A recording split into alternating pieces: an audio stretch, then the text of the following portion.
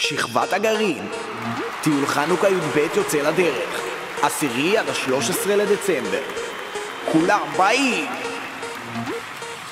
הערב מצוברח, הכל אצלי דאח, רוצה טיול עם הגרעין שלי הכי מוצלח. אני כבר לא יכול געגועים לסבול, זה מתבשל אצלי בפנים עם כאבים בטחול. קיבלתי טלפון בהול מבן גרעין דגול, נשמע ממש קול, לא סובל דיחוי. אתה חייב להירשם לטיול, כי המדבר עושה אותך מסטול.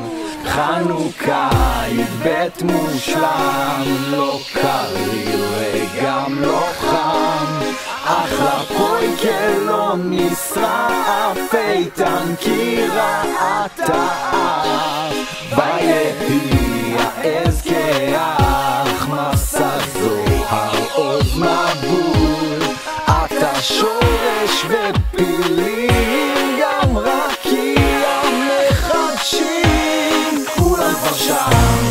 כולם כבר שם, לטיול אני נשאר. כולם כבר שם, לטיול הכי מושלם.